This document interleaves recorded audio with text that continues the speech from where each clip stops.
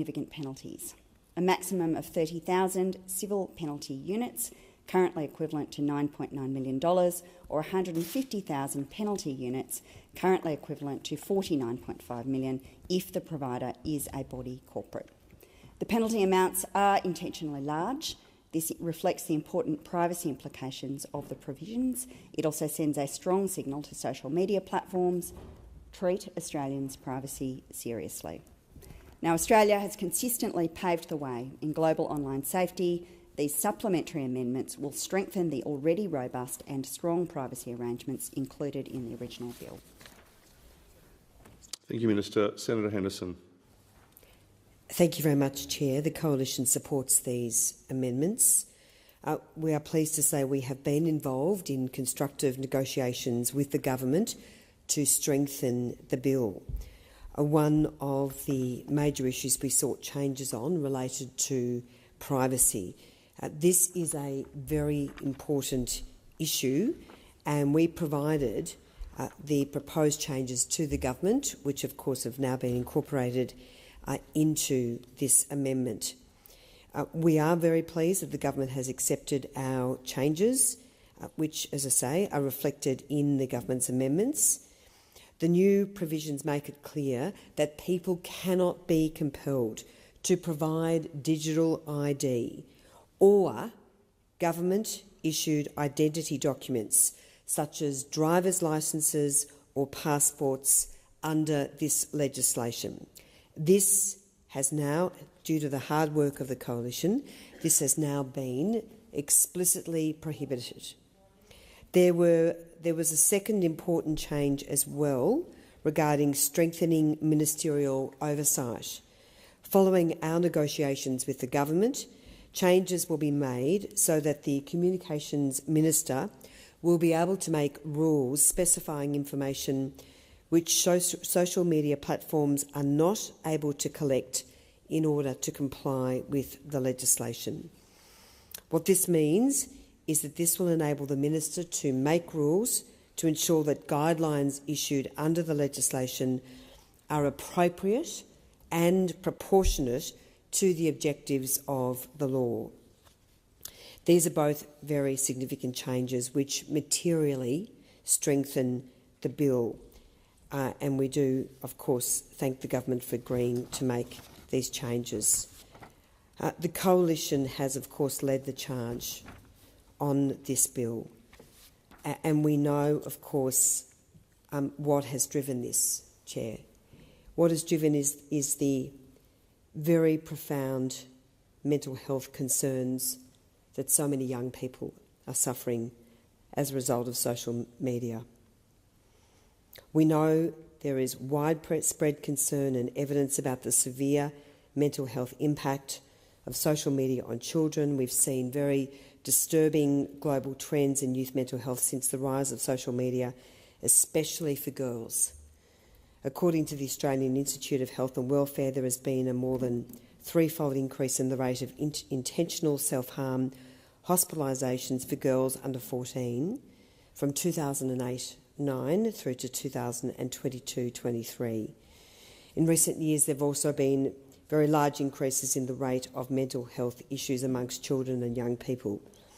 As a 2022 independent report on self-harm commissioned by Australia's Therapeutic Goods Association noted, there have been very large increases in all intentional self-poisonings in older children, adolescents worldwide over the recent decade.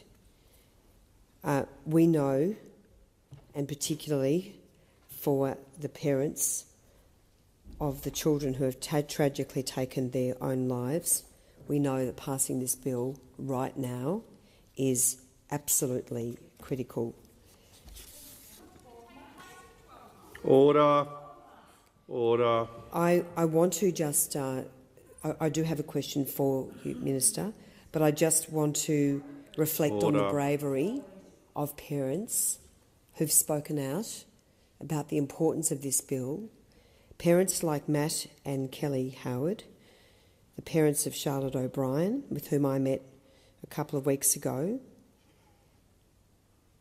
When I met with them, I all I could say was there are no words after the tragedy that they have suffered. Charlotte took her life in September after suffering systemic bullying, in part caused by social media. And her message to her mum and dad was that she wanted them to raise awareness about what she had endured, and she wanted to see change. And I cannot tell you how humbling it is to meet with parents like Matt and Kelly and listen to their story and listen to their mission. And as I say, I think it is absolutely incumbent on this Parliament to do the right thing. I want to particularly also commend both the Leader of the Opposition, Mr Dutton, who has led the charge on this. I'm pleased that the government has caught up, but Mr Dutton and the Shadow Minister for Communications, Mr Coleman, have really led the charge on behalf of the Coalition. We have heard the cries of families who are suffering, and we cannot continue to allow this to happen any longer. So to the Minister, does the government believe this legislation will force the tech giants to actually use their technology to help identify and remove underage kids? We're very cognisant, of course, that TikTok removed 76 million underage children from their platform around the world. 1 million young Australians are here in Australia, of course. And so could you just provide the confirmation in relation to that, please? Thanks. Minister. Thank you, Senator Henderson, and I should indicate that the government has been grateful for the willingness of the opposition to constructively engage in some of the ways that we might improve this bill. We have similarly been grateful to those senators who participated in the Senate inquiry, and many of them are here in the chamber this evening, and we're grateful too for the many Australians who have spoken out about this issue, either in the context of the Senate's inquiries or in the broader public debate. Senator Henderson, you spoke about some of the harms that you've observed in your interactions with families and with parents. And I think for many of us, this is a common experience in our interactions with parents and also with teachers, because parents are deeply distressed about some of the material that their children are exposed to online. They are uncertain about how to navigate the peer pressure that children experience from their friends and peers at school and at sport to be in these social media environments, and they are looking for support from government to help them navigate these questions. These were not questions, and I think it's safe to betray my age here. These were not questions that were relevant questions when I was growing up. These were not relevant questions. There were other difficult questions for me to navigate as a young person, but this was not one of them. And parents, I think, are finding it very difficult. In my home state of New South Wales, the ban on mobile phones in schools has made a significant difference to the behaviour of children in schools and the way that children socially are interacting at school. It is clear that while technology has brought really significant benefits, it's also bringing non-trivial harms for children as well. We are confident that there are technological solutions available to us, Senator. You cited the example of TikTok. It's been much canvassed. That platform was able to identify by their own public statements a very large number of underage users on their platform and remove them. That did not require access to government documentation. It was based on information already available to that platform. The amendment that we are presently considering is actually based on that foundational understanding of the state of the technology. It may be that in some instances social media platforms choose to offer an option to users to provide government documentation.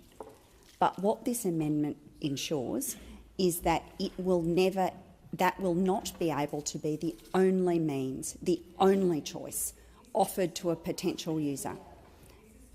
What this amendment seeks to do is, in fact, ensure that on every occasion when a person is asked to engage in an age assurance process, they have a choice. And it enlivens the obligations on technology companies to utilise the technology capabilities that they already possess to undertake this work and to make sure these platforms are safe and that people are using them in an appropriate way. Senator Rennick, sorry, did beat you, Senator Lambie. Senator Rennick has the call. So, you just said that taking mobile phones off children at school has been very, very successful. The question I have is, why can't you take mobile phones off children when they're at home? We take the phones off our children in the bedroom. We take them off the phone during the weekdays. They're allowed to have the mobile phone or the devices on the weekend, but that's in between sporting requirements. Me forcing them to take the dog for the walk, the mother telling them to get out there on the trampoline, go gardening, whatever. So I'm confused as to why we can't have some good old-fashioned parental supervision. Whatever happened to the role of the family, the role of the parents in the family? And I've been advocating for years the need to have a parent to stay at home while you're raising your children, and I stayed at home for 4 years. I don't want to turn this into saying women should stay at home. I've never said that, because Dad should stay at home more often. And indeed, I was just talking to Senator Hanson-Young yesterday. She's saying how she fought to have children in the chamber, and what a great thing that is. What a great thing that is.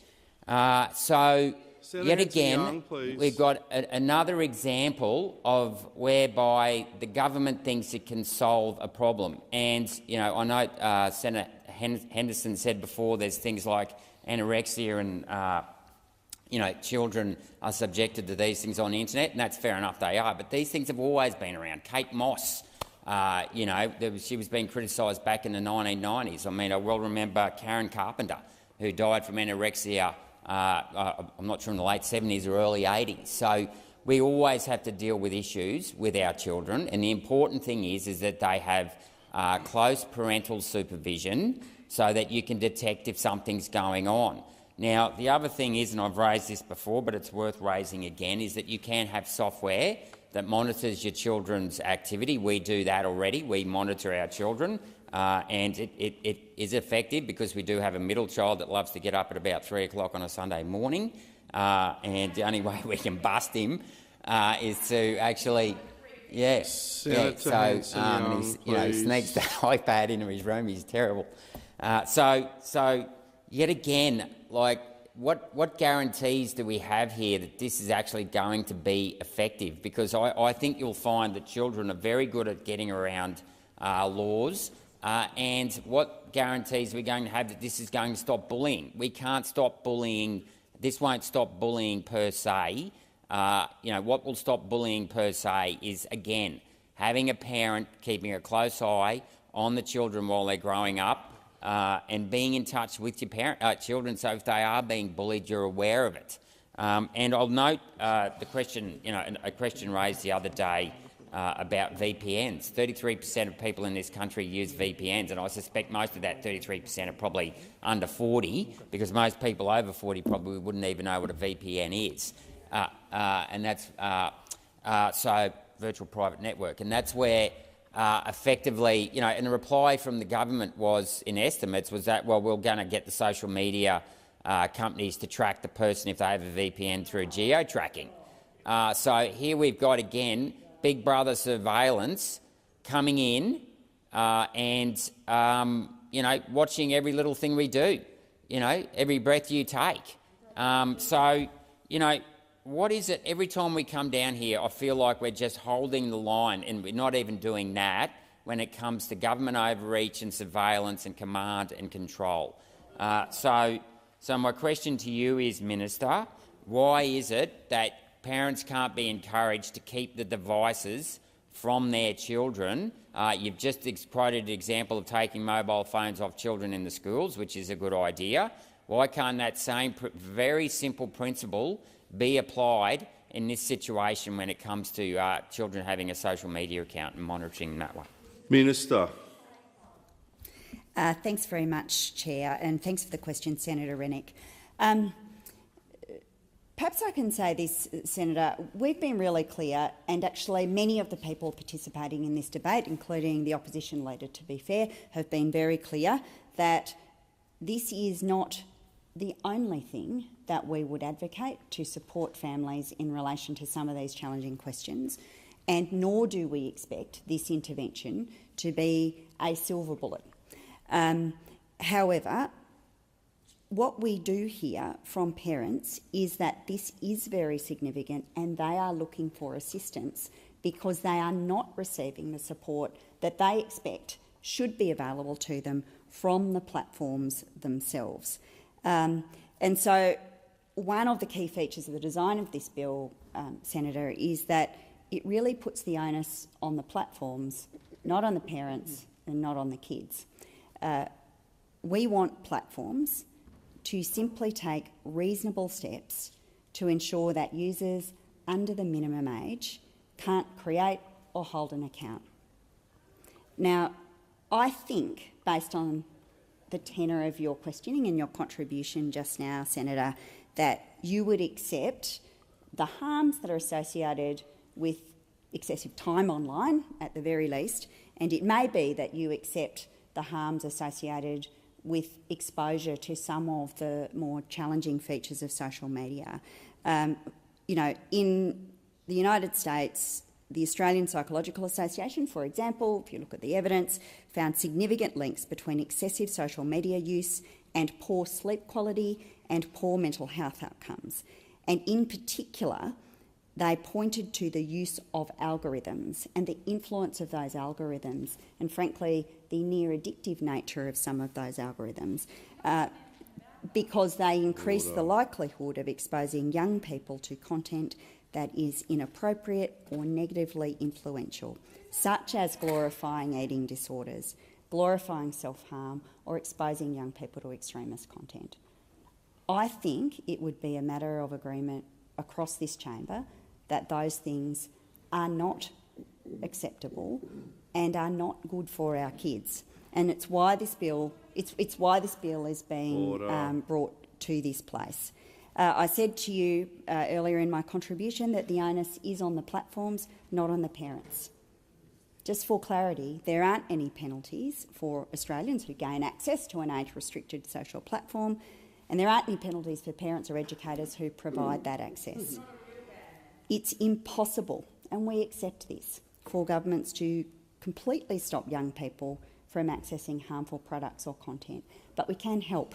We can help by asking the social media companies to play their role. And one of the things that we hear, and it was discussed, as I understand it, at the hearing that took place into this bill, is the significance of setting norms, because the bill will set clear parameters and norms for our society and assist ensuring the right outcomes. Minister, Senator Canavan's on his feet. Relevance. The government and the opposition conspired to gag this debate tonight, and the minister's taken up about half the time, which I think was set aside for other senators who did not get an opportunity in the second reading debate to put some points of views. The minister is repetitively going over points that have been raised already in the second reading debate by government ministers. And so on the grounds of repetition, Chair, and with the limited time we have, I would ask if we could be succinct and give all senators the respect of an opportunity to contribute to this very important debate.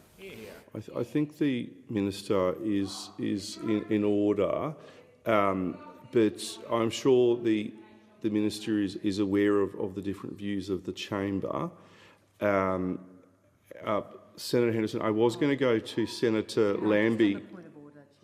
Well, I've said I've actually made a ruling on that, Senator Henderson. Senator Lambie. Thank you. Minister, I just wanted to know what algorithm changes have you told the social media companies to make? What algorithm changes have you told them to make? Minister. Thanks for the question, Senator Lambie. And as I indicated in my response to Senator Rennick, we are not asserting that this bill represents all of the work that is needed to engage. And one of the things that Minister Rowland has been very clear about is that she intends to legislate a duty of care. And that goes to some of those questions around safety by design and the way that the algorithms work, not just to affect, frankly, users under 16, but to affect all users of platforms of this kind. That's work that she has indicated she intends to undertake. But this is also important, Senator. Can I just indicate to Senator Canavan, who made a set of points about his desire, I imagine, and his expectation that other senators wish to contribute. That's perfectly fine, and I'm happy to try and keep my remarks as brief as possible. I was just now seeking to answer the question put to me by Senator Rennick. If senators direct questions to me, I do intend to answer them. I understand that sometimes in committee stage senators wish to make a more general contribution, and it's fine as well. Senator Lambie, and then I'll come to you, Senator Roberts. So there's no duty of care so far because this doesn't enact until 12 months, so we haven't worked out what the duty of care is. We haven't worked out what the rules are.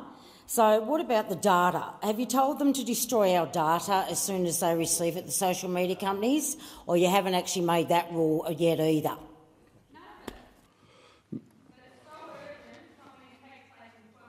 I was going to call the Minister, Senator Canavan, or do you want... Sorry. Well, would you prefer that I don't answer the questions? I mean, it's challenging, Senator. I've been asked a question. Minister. Senator Lambie, the bill contains really explicit requirements for data that is collected in relation to age assurance, what it may be used for, and requirements for it to be destroyed. That is in the legislation. Senator Lambie, yes. Order. All I asked was, are the social media companies destroying that data when they have finished with it? It's simple, yes or no. I can't direct the minister. Senator Hanson, please. I can't direct the minister as to how they can answer the question. I'll make sure the minister is aware of the question. I call the minister. Senator Lambie, until the legislation passes, the privacy arrangements that are in the ledge are not in place. Social media companies are subject to some of Australia's privacy provisions, but the legislation actually establishes a higher standard in relation to the uses that may be used of information that is provided to these companies as part of meeting the requirements in this bill, and it also requires for the destruction of such data. Senator Cameron, so I was going to go to Senator Roberts, and then I will go to Senator Canavan, who I did say some time ago I would go to. So Senator Roberts, then Senator Canavan. Senator Hanson-Young, I'm just trying to make sure that it gets around the chamber. Are you seeking the call at all in relation to these amendments, or can I come to you after these other two senators? Well, this is a time-limited debate. I know, so I'm just trying to spread the time. I will want some time, yes. Senator Roberts. Thank you. My remarks are directed to the Minister, but also to people listening at home and to the Senate, and also to researchers and historians who will look back on this vote today in an attempt to understand what the hell the Senate was thinking. The amendment the government circulated, no doubt with the approval of the Liberal Party, answers that question. The Online Safety Amendment, Social Media Minimum Age Bill 2024, can act to force every Australian to be the subject of a digital ID in the name of keeping the children safe. And that's what my question is about, Minister. The committee accepted widespread public concern the bill was designed to force everyone to get a digital ID and promised to include an amendment to specifically rule that out. This government amendment, SY 115, that you've moved, new provision 63DB1, excludes the use of government-issued identification or use of a digital ID. Great. Except 63DB2 provides that if social media platforms can come up with an alternative means of assessing age that does not involve digital ID or government documents, then they can, wait for it, except a digital ID identification. In effect, this amendment specifies a social media platform cannot use digital ID by itself, but it can use digital ID as part of a more comprehensive verification. There's no need to guess what that could be. This bill contains the answer: age assurance software. The company which has been awarded the tender for the age assurance trial is a British company called Age Check Certification Scheme, whose main business is the provision of digital IDs backed by age assurance software. TikTok has used age assurance software to remove 1 million underage accounts from TikTok in Australia. The software can tell if a person is, for instance, under 12. That's useful. The smaller the gap between the user and the target age, 16 in this case, the less accurate it is. This software can't tell age within 6 months, and there's no way of knowing the person turned 16 on the day of their application. You just can't tell that from a face scan. Accessing social media on your 16th birthday, and most likely for months afterwards, will require a second identifier containing that child's facial scan and their date of birth, which is a digital ID, which this company specialises in. You're setting them up. I've criticised this bill as an opportunistic attempt to capitalise on the public desire for better regulation of social media to force all Australians to get a digital ID. I'll say that again. I've criticised this bill repeatedly, as have others, as an opportunistic attempt to capitalise on the public desire for better regulation of social media to force all Australians to get a digital ID. This amendment requires a change in my language, which is now: this bill is an opportunistic attempt to require every child, once they turn 16, to get a digital ID if they want to access social media. What age does the government's digital ID start from? 16. What a coincidence! This wasn't the intention all along. That's misinformation. This amendment actually exposes the original intention of the bill. Your amendment exposes the original intention of the bill, which was hidden in what looked like a poorly drafted bill. It wasn't poorly drafted, it was deliberately dishonest, and the short committee referral, which the government fought against, has exposed the deceit. The truth is now out there, and the decision before the Senate is a simple one. A vote for this bill is a vote to require every child to get a digital ID on their 16th birthday. Compulsory digital IDs aside, there are many other reasons to not pass this bill. I will now share with the Senate and with posterity the words of Australia's Human Rights Commission on the bill. One Nation fully supports the Commission's position, which deserves to be included in the Hansard record of the debate. I'll quote: "Social media is a vital platform for young people to share their ideas and opinions, engage in dialogue and participate in social and cultural activities. It can be a valuable educational tool by providing access to diverse perspectives, new and learning opportunities, as well as vital information about health, well-being and safety. A blanket ban risks unjustly curtailing these freedoms. Social media is integral to modern communication and socialisation. Excluding young people from these platforms may isolate them from their peers and limit their ability to access much-needed information and support. This is particularly important for young people from marginalised, vulnerable or remote communities. The social media ban will rely on effective age assurance processes." This is their words, Human Rights Commission. "The social media ban will rely on effective age assurance processes being adopted, which means that all Australians may be required to prove their identity in order to access social media. This may potentially require all Australians to provide social media companies, all Australians, to provide social media companies with sensitive identity information which poses a risk to our privacy rights in light of recent examples of data breaches and personal information being stolen. Technical workarounds, such as VPNs and false age declarations, may undermine the effectiveness of the ban. Additionally, a ban will not address the root cause of online risk or make the platform safer for everyone." End of quote. The workarounds to this measure have not received enough debate. The bill carves out gaming sites, many of which have a chat feature. Children will move over to chat rooms and gaming sites which are not supervised. TOR, and more accurately onion routing, will provide another avenue for communication which is designed to make supervision exponentially harder than mainstream social media platforms.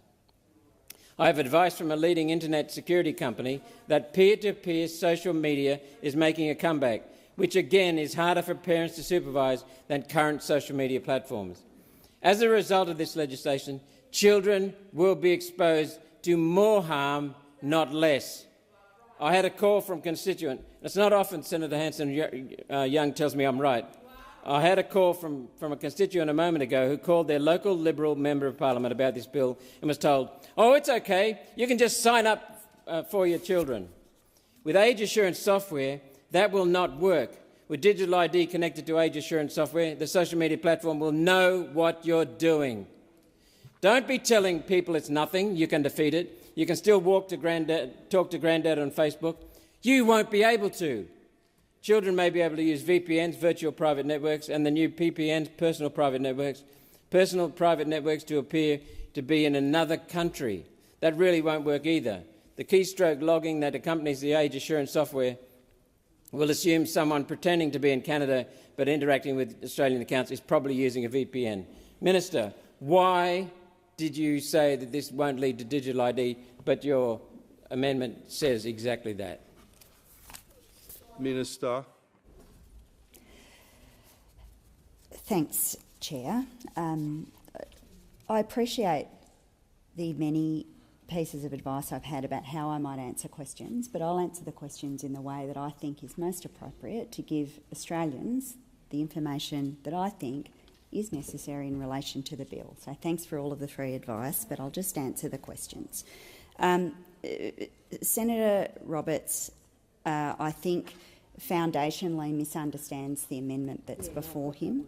The amendment specifically seeks to set up the circumstances where a platform may not require a person to provide a government form of identification, including identification within the meaning of Section 9 of the Digital ID Act, as the only means of assuring age. The platforms must provide another opportunity, and it's to deal with the concern you raised and others have raised, Senator, which is that you do not believe that it ought to be compulsory for such material to be provided for the purposes of age assurance. That is precisely what the amendment before you seeks to do. Senator Canavan. Very much, Chair. Well, look, I think from the debate it's very clear that we are not sure yet whether this hasty, blunt attempt will do anything to reduce the social harms to children of social media. But what we do know for sure is that we have successfully disillusioned a whole generation of Australians with Australian politics. A whole generation of Australians have watched this saga, this sordid saga over the past week play out and be completely disillusioned with their democratic process that they should have an involvement in, that we've completely denied them their voice. I mean, maybe we've scheduled the debate for 10:30 p.m. on the last day of school because we know that all the people that will be impacted by this ban will be at bed. It's past their bedtime. They can't even watch it. They haven't been able to have a process through the Senate inquiry. We had 15,000 submissions in 24 hours, and we had an inquiry of 3 hours the day after. And nobody, of course, could read anything but a fraction of those submissions. Only less than 1% of them were published on the website before the report. This is an absolute outrage and a stitch-up of grand proportions. And I don't think it's going to work. And I don't have time tonight because I want to let other senators speak. I don't think it is going to work. I know that the stitch-up is in, so I am going to try and make the bill better. I am going to try and fix the issue that Senator Roberts logically pointed out there. Why are we letting digital ID be a means of identification at all? It's not used at the moment at all, really. It's not in widespread use. So why don't we just rule that out right now? If it's something that comes into use in years to come, we can always change the law. There's a review built into this law in 2 years' time. We can do it then. If we were serious about responding to the concerns about digital ID, let's just get rid of it, and my amendment would do that. I've also think, why is it that we've got this bill that seeks to, we say, the minister says, to help parents, and the word parent is not mentioned at all in the bill? There's not a single mention of the word parent in this bill. Why? Why? Why aren't we helping parents rather than try to replace them? That's what this bill tries to do. It tries to set up a nanny state where we think here in Canberra that we can pass this law and all look how great we are, pat ourselves on the back, how we've saved the world. when it won't do that and it won't help at all parents use their own agency, their own interaction with their children to use social media responsibly. So I have an amendment which would allow some children to continue to use social media with parental approval. It's based on the law in Florida that's just gone through. Our inquiry barely looked at that law. It went through after an actual process. It got vetoed by the governor in the first instance. It went back to the Congress in Florida, and they've improved it. That's the way a democracy should work. But we've just completely rode roughshod over that through this hasty process, truncated process this week. I have another amendment that would seek to narrow the definition here. There's a ridiculous definition in this bill which captures basically any app that enables interaction between two or more people, which is basically everything you do on the internet. It's going to cover apps like Strava. For bike riding, it's going to cover apps like Deputy that are used for people who work. 14-year-olds can get a job, but they can't have social media, apparently. Now, I know the minister's going to say that, we'll exempt them and we'll do all this, but why? Why create this uncertainty when, again, the Florida law has a much more targeted definition which focuses the law on apps which cause social harm? That's what we should be focused on here. Now, I don't have the time to go through the others in detail. I want to let other senators have their turn. But I do come back to the point that a whole generation has been activated by this process. There is a silver lining here, perhaps. Right now, a guy called Mr Anthony Kaloof is running a live stream of our broadcast here. He has 38,000 people watching. The official YouTube channel of Parliament has 800. He's got 38,000 young people absolutely pissed off with this Parliament right now watching. They are totally angry, and those people are going to grow up, and they're going to keep voting. And I think there's going to be a lot of change coming to our Parliament in years to come if we keep ignoring those people like we are tonight. Senator Hanson-Young. You, and what a sham this is. And this is a piece of legislation that does not do what the government or the Leader of the Opposition propose that it does. It doesn't make social media safer. It doesn't make children and young people safer online. It's a sham, but the whole process has been a sham. Rushed through, limited inquiry, 3 hours of inquiry, no ability for the bureaucrats to actually answer questions properly, all under the guise that this was urgent and needed to be done, but it doesn't even take place for another 12 months. I tell you what this is about. This is about the pretense that parents over the summer holidays can tell their kids it's illegal to be on your phone. It's illegal to be on social media. Get off it. The Prime Minister says, the Leader of the Opposition says, the Parliament says, it's illegal, kids, not my fault, I'll take it away. It doesn't actually make social media safer for young people. And that's the devastating thing about this. Because we know that there are families who are struggling with this. We know there are young people who are struggling with their body image, their connection with their community, their peers. Young people who are finding themselves addicted to these dangerous algorithms. But this bill doesn't do any of that. This bill does none of that.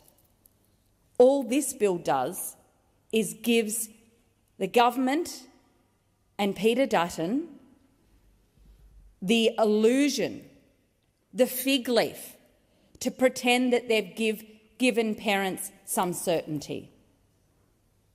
That you can say, look, kids, it's illegal. This is a rubbish bill. It has no substance, and it doesn't even take place for another 12 months.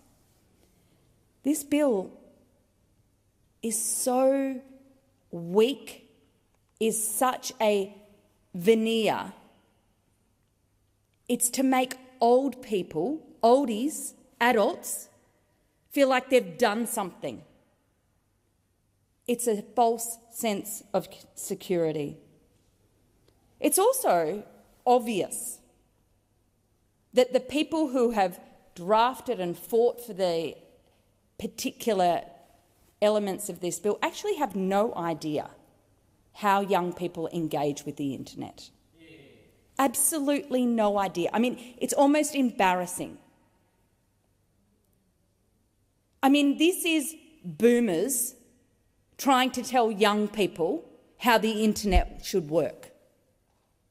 That's what this bill is. Boomers trying to tell teenagers and young people how the internet should work, to make themselves feel better.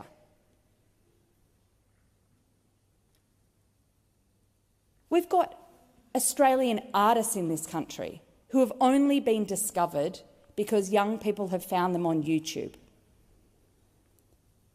have engaged with their music, their creativity. This is going to put an axe through Australian creatives. Government hasn't even thought about that. The opposition leader hasn't even thought about that. The consequences of this bill are going to reach far further than this government and this parliament has been able to uncover. It is being rushed through. It hasn't been considered properly. It's not even going to take place for 12 months. There is no excuse for doing it in this way, except for the desperation that the Prime Minister had to match the dare that the Leader of the Opposition put, which was get it in place before Christmas. It's pathetic. It's a headline. It doesn't do what they say it will do. It creates a more unsafe culture and platform and environment, and will have unintended consequences. I can't fathom who in either the Leader of the Opposition's office, who's advising him, and who is advising the government to understand that this was a good idea to rush through. The Leader of the Opposition called the Prime Minister's bluff and he blinked. Silly, silly, silly. This is a piece of legislation that says boomers want to control what young people access online. They don't even know how it works. It's pathetic. Senator Antic. Look, we are running out of time, which is the most regrettable part of this entire situation. And I mean, we all of us here had a lot to say about this bill because it's so complicated. One of the issues we've got is that this required a deep, fulsome look, and we actually got this bill introduced into the House, I think this time last week, Thursday of last week. It was then put through to a committee hearing on the Monday, and then the report was delivered 2 days ago, and here we are, which is an extraordinary sequence of events for something that is highly, highly complicated. And we've just heard Senator Hanson-Young quite rightly say that we don't know what the long-term effect of all of these on various platforms is. We don't know because it keeps evolving. This time last week, we were told Snapchat was out and YouTube was in terms of the ban. So, I mean, how far we've come in a week, you know, it's extraordinary. And I mean, look, we all hear the stories about bullying. We all hear and have a lot of concern about those. We don't want to discount those concerns by any stretch, but we are in the process in this chamber tonight, of throwing the proverbial baby out with the bathwater, because we've heard the Human Rights Commission, we've heard commentators and others from across the country tell us about the thing that we're not talking about, which is the value of social media to kids. Commissioner Finlay from the Human Rights Commission wrote an article in the paper this week stating very clearly and very correctly that, in fact, there are lots of instances where children benefit greatly from social media, including, but not limited to, instances of social isolation, of the tyranny of distance, and sometimes even with learning difficulties and so forth. So this just has not been considered enough, and the fact that we're standing here now rushing with 10 minutes to go when many of us couldn't even make proper contributions to a second reading debate is a disgrace. So we cannot, and Senator Canavan's absolutely right with what does this message say to the children of this country when we have spent all day talking about ourselves in this building, by the way, as we do all the time, and we've crammed this critical legislation into making senators juggle between ministerial answers which are being filibustered. I mean, this is just not the way to conduct a democracy, and I think we're much the poorer for it. So I'm going to cut to the chase because I think we still do have other senators. I think we do. Look, let's be very clear about this. We don't know if this is going to work, and we don't know if it will have any impact on the problem they're trying to solve here. If you want to see some of the most egregious abuse you'll ever see online, go online to a Call of Duty game and listen to the kids going at each other, talking about people's... It's exempt. Quite right, it's exempt. So who's thought of that one, Minister? Who's taken that into account, and who ultimately is going to take responsibility when this goes the way of the Hindenburg, which it will, because it is a disaster waiting to happen? The Prime Minister and the Minister for Communications have boasted that the passing of this bill will make Australia a world leader in online safety. Well, they're wrong, because if this bill passes, we won't be leading the world in online safety. We'll be leading ourselves and those naive enough to follow us down the road to further digital authoritarianism, as outlined by Senator Roberts today. My fear is that when we finish tonight, we will have put another brick in the wall of a social credit-style system in this country and let everybody look back on tonight as a night of shame.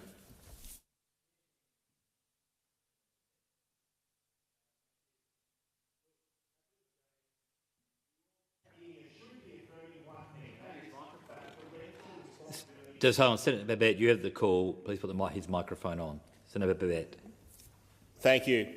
End of the day, like I was saying, the most important thing that we should all be thinking about and talking about in here is to affirm that parental responsibility rests in the hands of parents, not in the federal government. And I would have thought that was a very simple statement, but apparently it's not. Apparently the government has to be our daddy now. And I think it's absolutely ridiculous. And the fact that the Labor Party, along with the Liberal Party, have come together to take away parental rights, parental response, in my opinion, is shameful. It's shameful.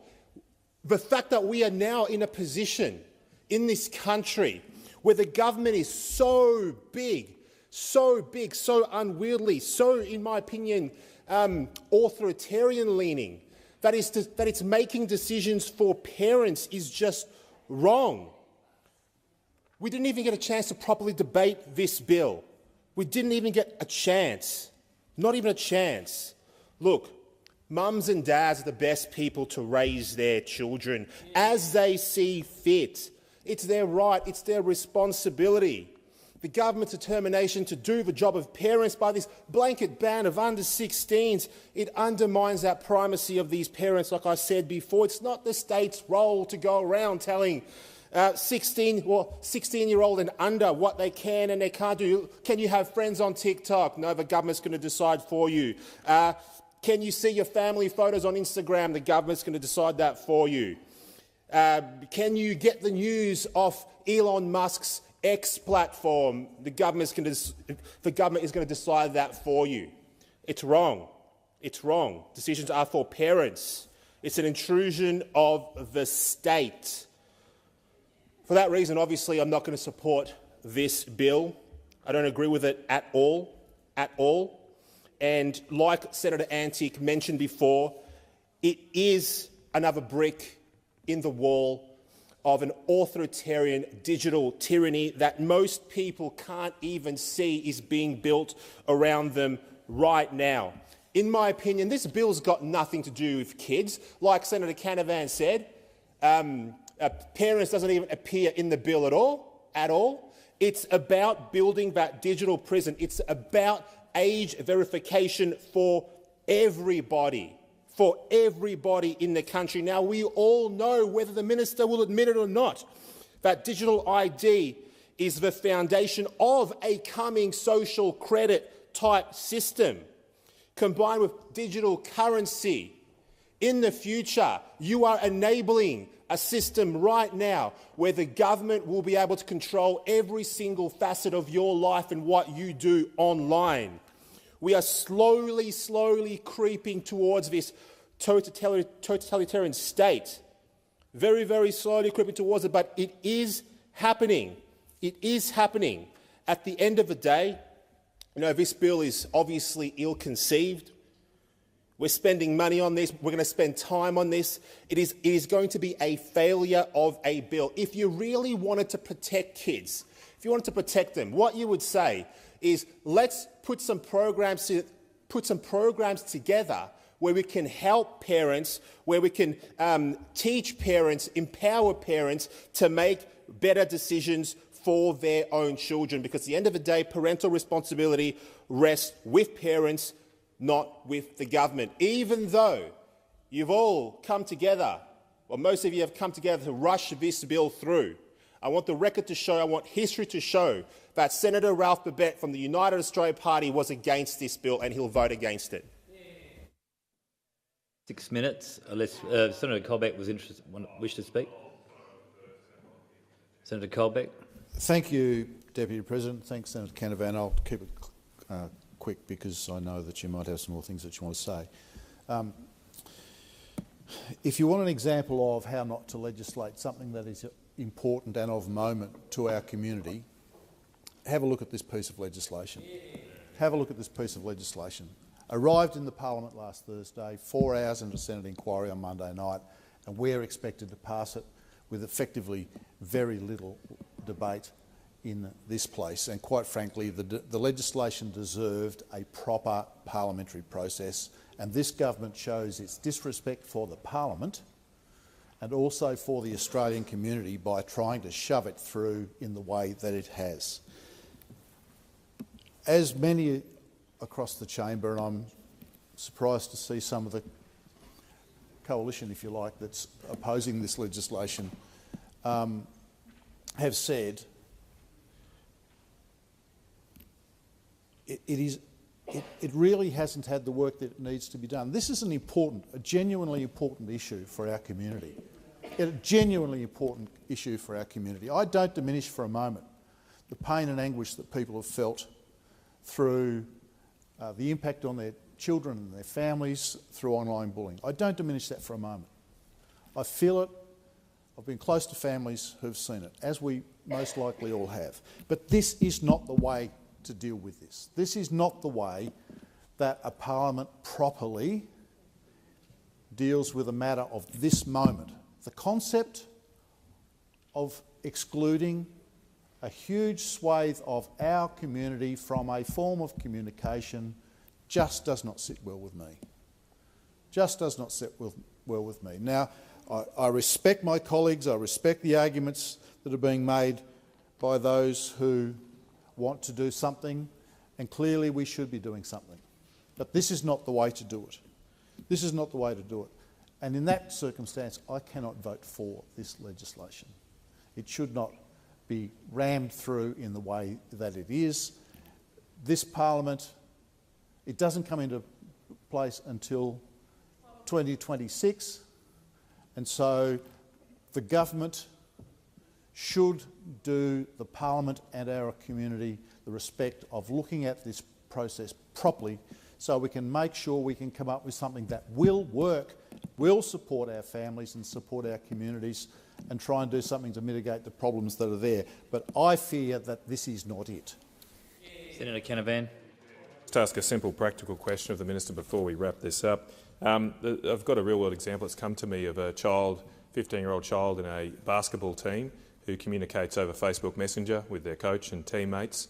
Will that person be able to continue to do that even if they have their parental approval once this legislation comes into effect?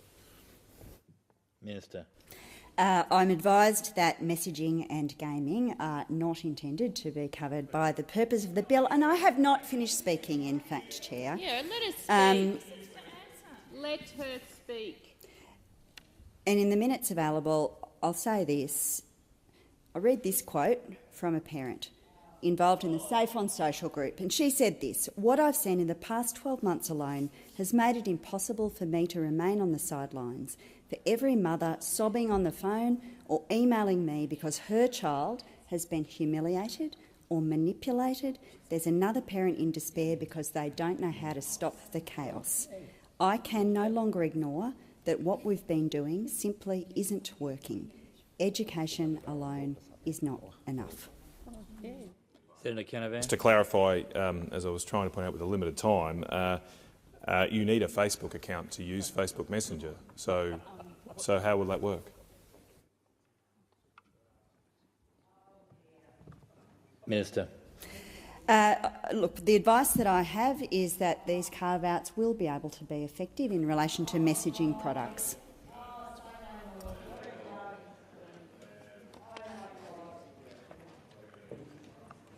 Senator Canavan, thank you very much. Just in the final 20 seconds, I know, as I say, this live stream, I mentioned, up to 45,000 people watching now. They're obviously very disappointed with the process this place has gone through. I think it's not the finest hour for our Senate to guillotine a debate of this nature, of this importance to so many Australians. There was no need for this rush. Absolutely no need for it. We could have done this next year. Could have still had the start date that's intended. It's a real shame. It's a shame that we've got to this state in the Australian Senate. The time has expired. Senators, order. Senators, pursuant to the order agreed to earlier today, the time for consideration questions on the remaining stages of the bill. So we come to sheet SY115, in the name of the government. The question is that the government amendments on sheet SY115 be agreed to. Those to the question say aye. Against, no. The ayes have it. I will now deal with the amendments circulated by the Australian Greens. We're on sheet 3201. The question is that the Australian Greens amendments on sheet 3201 be agreed to. Those for the question say aye. Against, no. I think the noes have it. I will now deal with the amendments circulated by Senator David Pocock. This is sheets 3205, 3206 and 3207. The question is... Oh, yes. So different on 3205.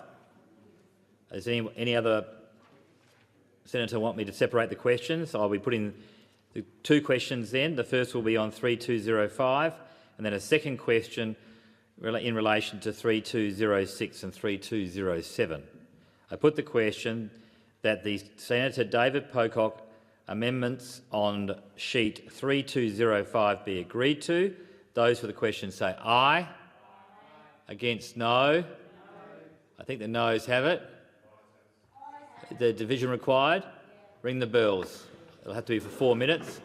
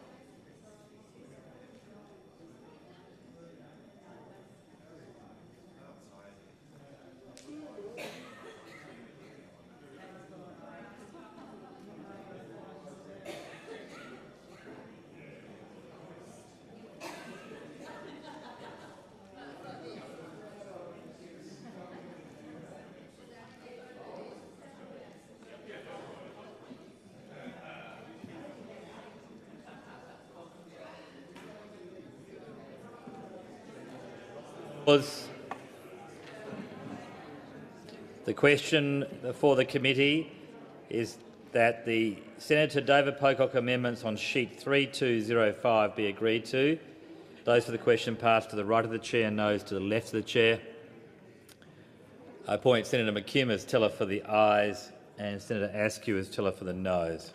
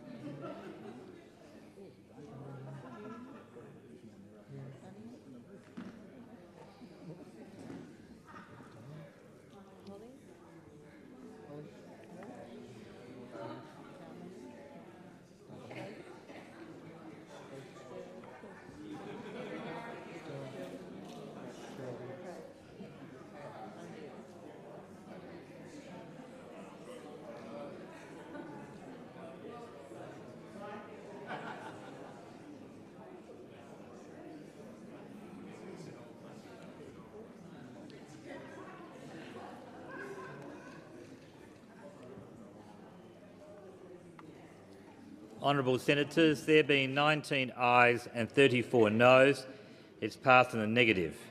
I'll now put the second question on Senator David Pocock's amendments. The question is that the Senator David Pocock amendments on sheets 3206 and 3207 be agreed to. Those for the question say aye. Against, no. I think the noes have it. I will now deal with the amendment circulated by Senator Canavan. So we come to sheet 3181. The question is that item 6, Schedule 1, stand as printed. Those for the question say aye. Against, no. The ayes have it. Do you want a division? Division required. 1 minute bells. Ring the bells, 1 minute.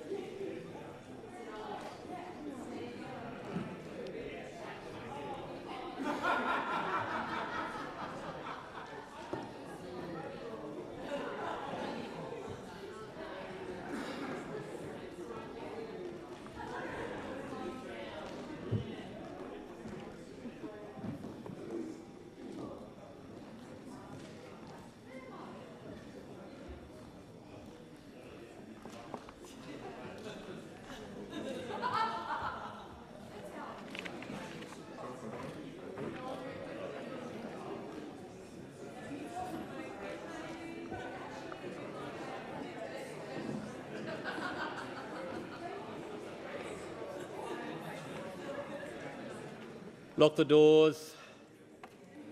The question is that item 6 in Schedule 1 stand as printed. Those for the question pass to the right of the chair.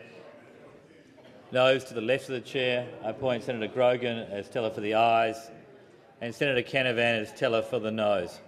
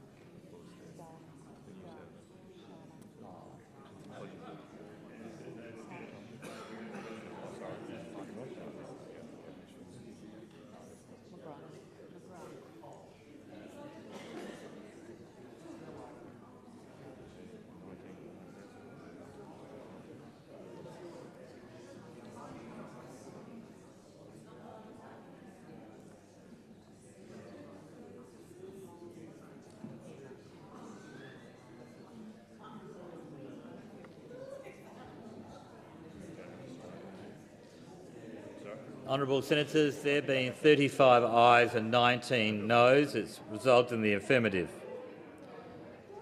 We now come to the question. Can I have some order to my right, please?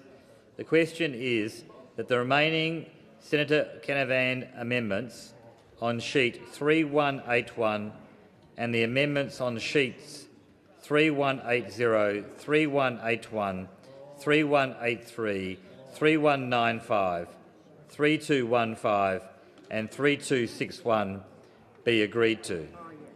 Those for the question say aye. Against no. The noes have it. Division required. Ring the bells. 1 minute.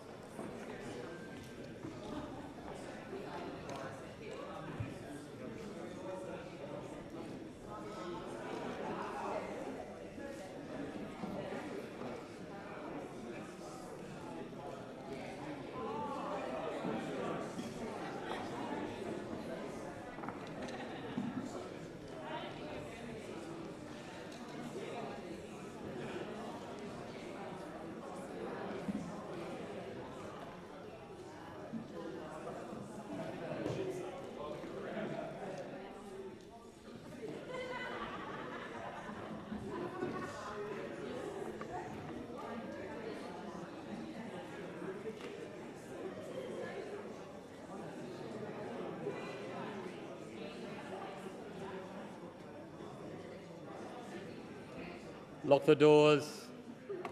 The question before the committee is that the remaining Senator Canavan amendments on sheet 3181 and the amendments on sheets 3180, 3181, 3183, 3195, 3215 and 3216 be agreed to. Those for the question pass to the right of the chair, noes to the left of the chair. I appoint Senator Canavan as teller for the ayes and Senator Askew as teller for the noes.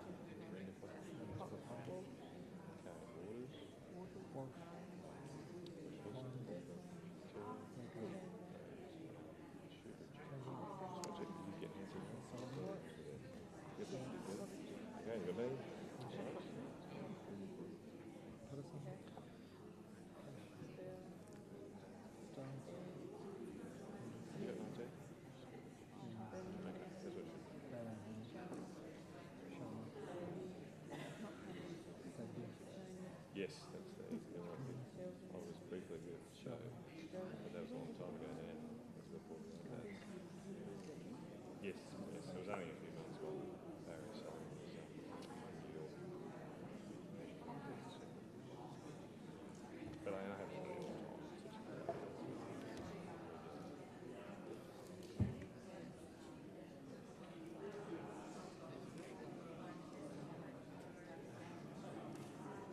Honourable Senators, there being 19 ayes and 35 noes, it's passed in the negative. Pursuant to order, I will report the bill.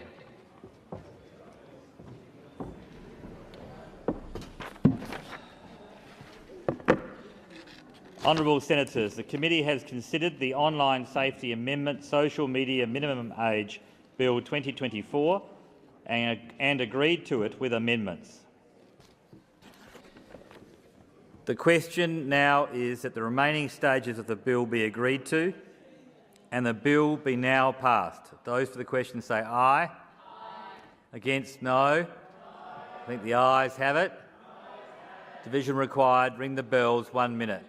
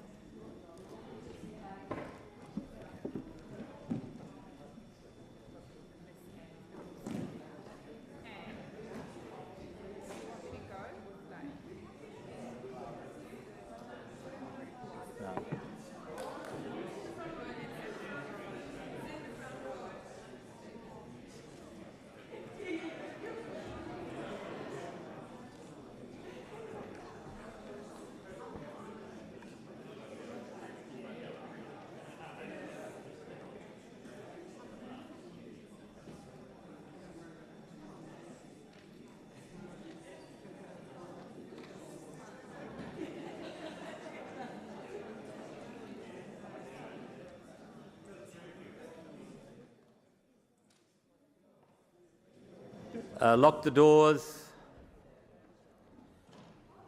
The question before the Senate is that the remaining stages of the bill be agreed to and the bill be now passed. Those for the question pass to the right of the chair, noes to the left.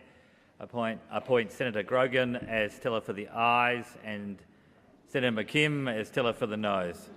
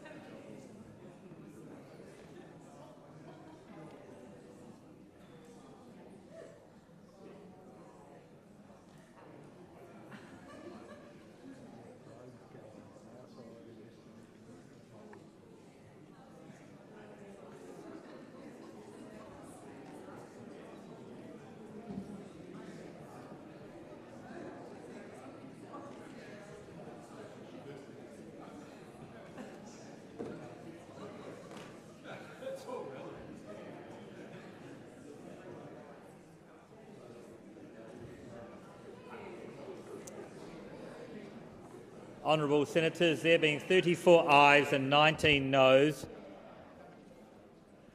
it's passed in the resolved in the affirmative. Clerk. Bill for an Act to amend the Online Safety Act 2021 and for related purposes.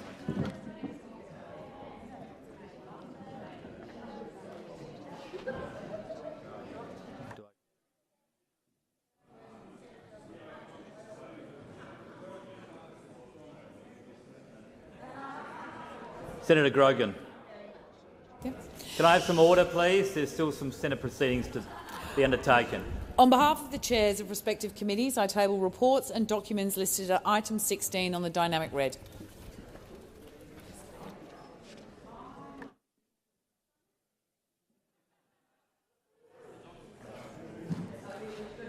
The President has received letters requesting changes in the membership of committees. Minister. Thank you, Deputy President. I seek leave to move a motion to vary the membership of committees. Is leave granted? Leave is granted. Thank you. I move that senators be discharged from and appointed to committees as set out in the document available in the chamber and listed on the dynamic red. I put the question.